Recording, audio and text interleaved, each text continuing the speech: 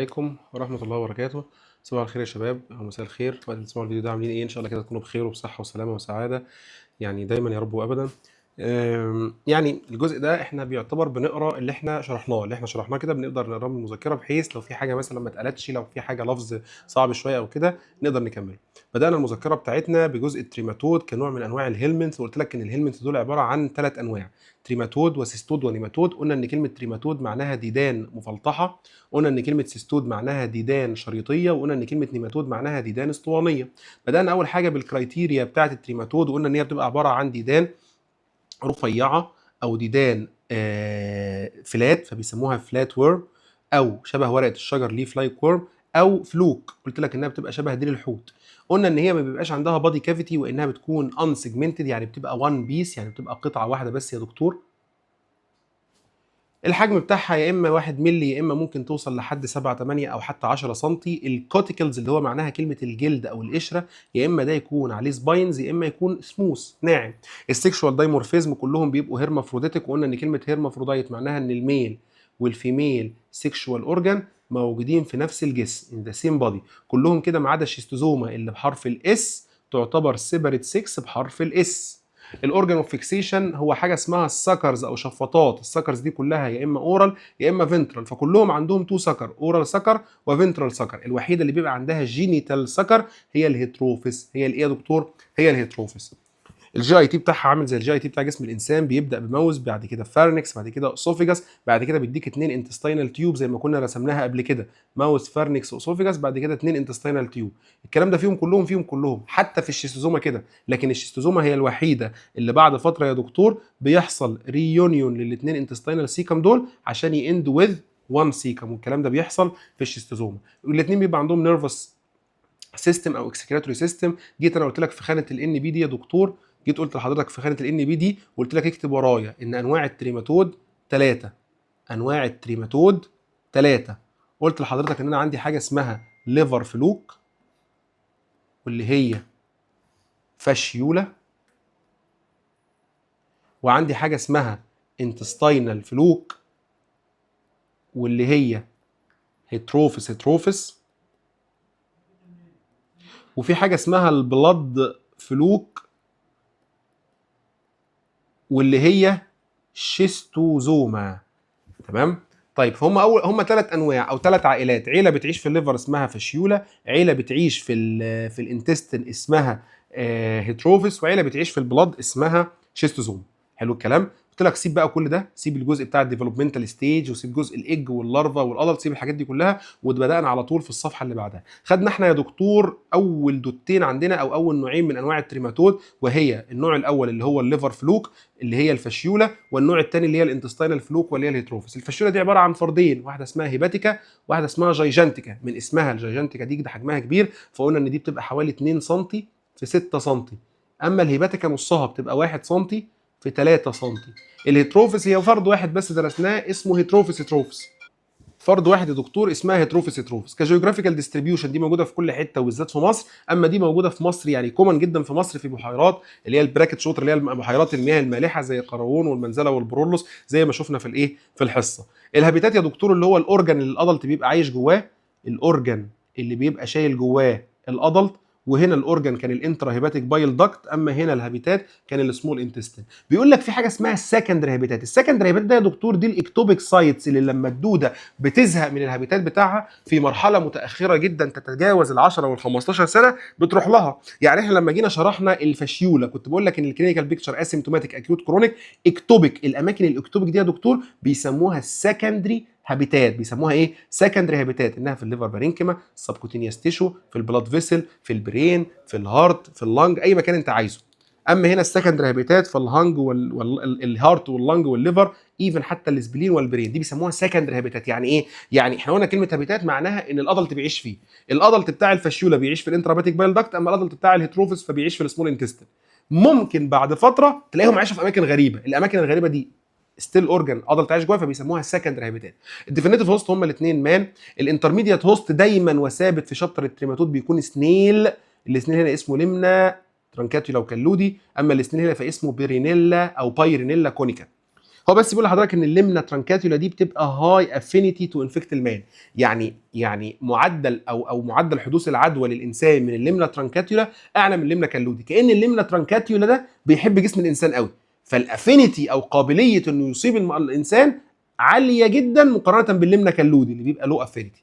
الريزرفوار هوست هنا بيكون شيب، هنا بيكون كاتل. هنا يا دكتور الانترميديات هوست اسمه بايرينيلا كونيكا، وسكند البولت والبرو. قلت لك ان البولت دي سمكه اسمها تيلابيا، تلاقي اسمها موجود تحت هنا اهو، بولت اسمها تيلابيا، اما البور اسمها موجيل.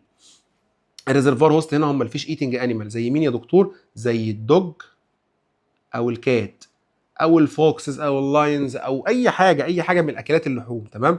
هما الاثنين الانفكتيف ستيج بتاعتهم السيستم سيركاريا، هما الاثنين الدايجنوستيك ستيج بتاعتهم ايج انستول، بس دي اماتيور ودي ماتيور، وهنقولها كمان محاضرتين معناها ايه. المود اوف انفكشن هما الاثنين ايتنج حاجه بتكونتين انسيسد ميتا سيركاري، ايتنج حاجه بتكونتين حاجه انسيسد ميتا سيركاري. هنا باكل انوجد فيجيتابل او اكواتيك بلانتس او فيجيتيشن. كلمه اكواتيك بلانتس معناها نباتات مائيه، اكوا معناها مائي يبقى مائيه، وكلمه بلانتس يعني نباتات، فهو بتيجي عن طريق النباتات اللي بتنمو على ضفاف الانهار.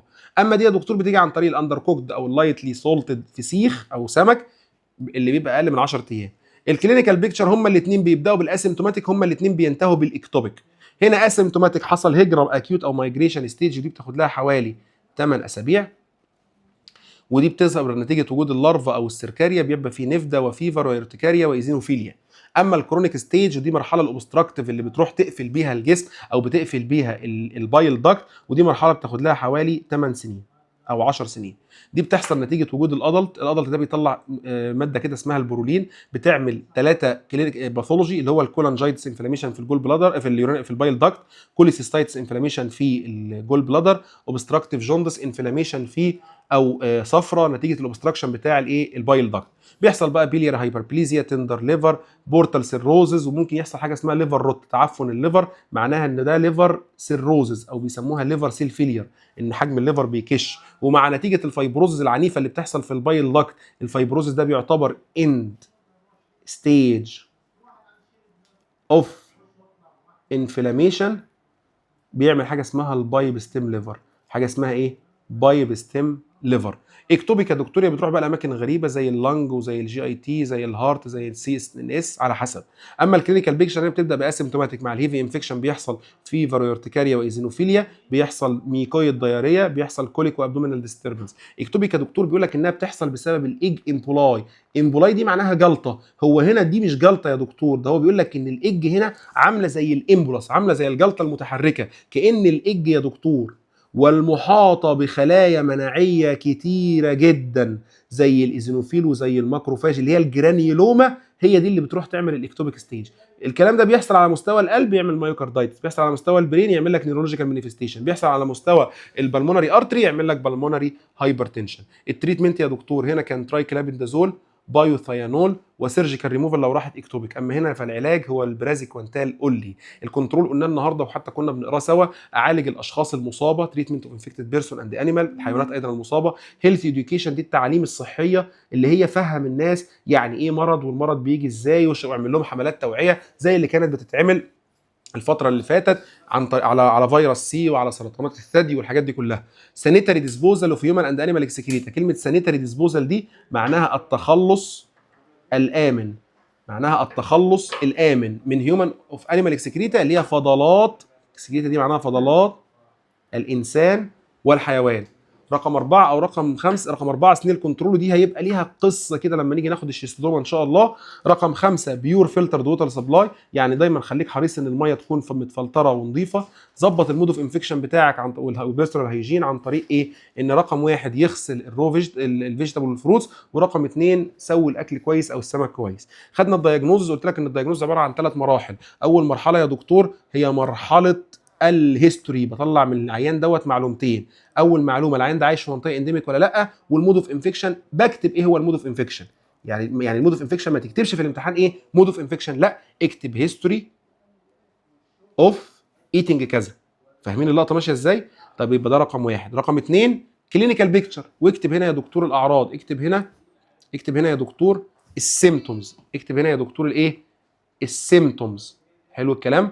رقم 3 اللابوراتوري انفستيجيشن، في اللاب يا دكتور او في السبيسيفيك احنا بندور على الدايجنوستيك ستيج في المكان اللي هي بتنزل فيه في الستول. الدايجنوستيك ستيج دي سواء كانت اماتيور ايج او ماتيور ايج، وبدور على الانتي بودي ديتكشن عن طريق الايلايزا والايهات والاميونو بلوت تيست. اختبار، اسماء اختبارات كلها مش محتاجك تعرف هو الاختبار ده اسم نوعه ايه او شكله ايه، هو اختبار بيستخدم عشان اعمل ديتكشن اوف ذا انتي بوديز. في الهيتروفيس يا دكتور كنت بدور على الايج في الستول، بس محتاج ان انت تعمل حاجه اسمها الكونسنتريشن ميثود، لان الايج اوت بوت بيبقى قليل جدا. يعني الايج اوت بوت ده يا دكتور بيبقى قليل جدا، وبالتالي حاول تركز العينه عشان خاطر تعرف تطلع الايج منين بالظبط. في الانتي بودي ديتكشن استخدم الاختبار اللي اسمه الايلايزا او الاميونو بلوت تيست. فالهيتروفيس تعتبر ما فيهاش حاجه سبيسيفيك، يعني الهيتروفيس كانك بتقول السكيم بس. اما في الفشوله فلا، في حاجات بقى سبيسيفيك. قلنا ان الايج دي يا دكتور نقدر نلاقيها في المرحله الكرونيك بس، لان المرحله دي بتبقى الادلت موجوده في الانترا هيباتيك بايل داكت، ودي اللي بتنزل ادلت يعني قادره انها تخلف ايج. وفي كنا في الانتراباتيك بايل داكت معناها ان الايج بتبدا تنزل في الستول، فانت ممكن تلاقي الايج في الستول، او لو انت داخل بمنظار خد عينه من الديودرنت فلويد او البلياري فلويد هتلاقي الايج موجوده فيه. دور على الانتي بودي يا دكتور، ودي حلوه جدا في المرحله الاكيوت والمرحله الاكتوبيك. المرحله الاكيوت لان لسه ما فيش ادلت، في المرحله الاكيوت ما فيش ادلت يبقى ما فيش خلفه. وفي مرحله الاكتوبيك الادلت دي يا دكتور بتبقى موجوده اوتسايد الليفر، اوتسايد الانترا هيباتيك بايل داكت، فعشان كده مفيش ايج ممكن تلاقيها. فدور على الانتي بودي، بتظهر في خلال اسبوعين من العدوى، بتفضل مستمره لمده 6 اسابيع قبل ظهور الايج في الستول، بترجع للوضع النورمال بتاعها بعد 12 شهر، بعد حوالي انا قلت 3 شهور، هي حوالي من 6 شهور لسنه بعد العلاج. تمام، ودي بتبقى كويسه جدا لانها بتريدكت السكسس اوف ثيرابي. لو انت عملت سونار هتلاقي 3 حاجات: الجول بلادر اللارجد، الدوده جوه الجول بلادر بتبقى عامله شبه الحصوه جول بلادر ستون، وبتلاقي حاجه اسمها الاولمبيك جيم رينجز اللي هو منظر الفشيوله بالسونار. بايوكيميكال تيستس يا دكتور، لو عملت اختبارات وتحاليل هتلاقي البايل اسيد عالي بسبب الجوندس، ما هو جوندس اصلا معناها هايبر بيليروبيميا، يعني البيليروبين والبايل اسيد بيبقوا عاليين. هتلاقي الليفر انزيم عاليه نتيجه الليفر روت وتكسير الليفر اللي بيحصل، فتلاقي الانزيمات بتاعه الليفر بتسيب خلايا الليفر وتروح تزيد في الدم، وهتلاقي الايزون بدات تعلى. وقلنا قصه الفولس فاشيوليزز لما قلنا ان ده الشخص اللي اسمه محمدين، صح؟ محمدين دوت حزين، كل يا دكتور ليفر رو ليفر بيحتوي على الايج، فساعتها تلاقي في ايج في الستول بالرغم ان هو العيان ده مش عيان. حلها ان انت تقدر تخلي العيان دوت ياخد اكل فري فروم ليفر لمده كذا اسبوع وبعد كده يعيد الاختبار. اما القصه اللي هي اللي اسمها الهالازون دي يا اولاد، فالهالازون ده هو عباره عن بارازيتك فارنجايتس. الفكره كلها ان بيحصل ان الشخص بياكل رو ليفر، يعني لحمه كبده نيه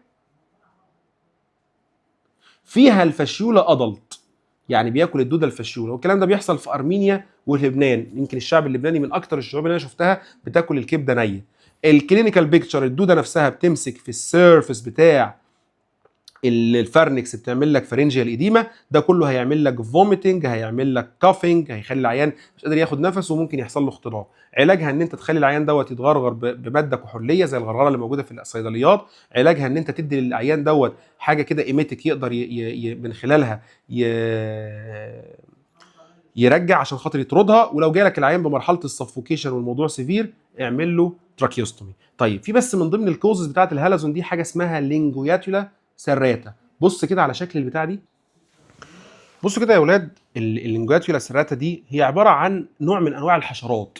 دي حشره، الحشره دي يا دكتور ربنا سبحانه وتعالى خلقها عشان خاطر تعيش في الحيوانات. يعني هي الحشره دي اصلا ملهاش علاقه بجسم الانسان، يعني هي الحشره ديت ما بتروحش ناحيه جسم الانسان. هي المفروض ان ربنا سبحانه وتعالى خلقها عشان خاطر تعيش في اجسام الحيوانات. زي مين يا دكتور؟ هي المفروض انها بتبقى موجوده في الدوج والكات، او هي تبقى موجوده غالبا في الكلاب. يعني البتاع دي بتبقى عايشه في النوز، خلينا نغير اللون، تبقى عايشه في النوز اوف دوج. يعني البتاع الادلت دي بتبقى عايشه في النوز اوف دوج. بعد فتره يا دكتور الادلت دي وهي موجوده في النوز اوف ذا دوج تبدا ترمي الايج بتاعتها عشان تنزل في الريسبيراتوري اكسكريشن. يعني العياد، يعني الكلب ده يا دكتور الحشره دي بتبقى عايشه في مناخيره، فتبدا الحشره دي تخلف نوع جديد من الايج. الايج ده ينزل في السكريشن، النيزل سكريشن، ينزل يا اولاد في الراني نوز اللي بيحصل للايه، للكلاب. تقوم يا دكتور الايج ديت سايبه الراني نوز وتروح للاكل بتاع الشيب والجوت، يعني تروح للشيب والجوت، يعني تروح يا دكتور للخرفان والمعيز والحاجات دي. اول ما تروح يا دكتور تتحول لمرحله اسمها ننف، يعني الادلت بتبقى عايشه في النوز بتاع الدوج. الايج دي يا دكتور بتنزل في النيزل سكريشن بتاعه الدوج. اول ما تنزل يا دكتور الشيب بيروح جاي واكلها او ايا كان بالطريقه الخطا يعني، فتتحول الادلت دي النمف. اهي النمف بتاعه اللونجياتيولا سيريتا دي يا اولاد بتروح تعيش في الانترنال فيسرا، بتعيش في الانترنال فيسرا بتاعه الشيب. يعني بتعيش في الكبده، تعيش في الكليه، تعيش في الطحال، تعيش في ايا كان. فيجي الانسان الحزين يا اولاد ياكل الانترنال فيسرا بتاعه الشيب دي، يعني ياكل مثلا حته كبده من الحيوان من الشيب ده، او ياكل حته طحال من الحيوان ده، بس ياكلها في صوره اندر كوكد. فساعتها الننف دي تدخل جوه الجسم وتلزق في الفرنكس بتاع جسم الانسان، فساعتها يا اولاد تعمل اكيوت فارنجايتس. عشان كده بص معايا، يقول لحضرتك ان الهلزون دي بتحصل بسبب قصتين: يا اما واحد ياكل كبده نيه فيها الادلت فاشيولا، ودي بتحصل في ارمينيا ولبنان، او ان الواحد ده ياكل رو فيسرا اوف رابت وشيب وجوت. يعني واحد ياكل مثلا حته اللحم او دهنه كده من بتاعه خروف او من بتاعه معيز او بتاعه ارانب، وساعتها دي بتحتوي على المرحله اللي اسمها الننف اوف لونجياتولا سيريتا وورم. دي نوع من انواع الحشرات، يعني دي نوع من انواع الحشرات. هو بيقول لك ان الحشره دي الادلت بتاعتها بتبقى عايشه في النوز بتاع الدوج، بعد كده بتنزل الايج بتاعتها في السكريشن، واللي بيبلعوا الشيب والجوت والرابت، فساعتها الايج تدخل وتتحول لنمف، والنمف دي تروح تعيش في الفيسرا. فلو العيان كان الفيسرا بتاعه الرابت والجوت والشيب، ساعتها ممكن يجي له الانفكشن. حد عنده مشكله يا اولاد؟ كده احنا ايه يعتبر قرينا المذكره كده مع بعض. تمام. المفروض بقى ان بعد كده بقى بيجي ايه؟ جزء شيستوزوما. بالمناسبه ده مش ميني ليكتشر، يعني ده كده عباره عن قراءه للمذكره، ولكنها ليست ميني ليكتشر. ميني ليكتشر مختلفه تماما عن الوضع ده. اشوفكم على خير يا اولاد، السلام عليكم.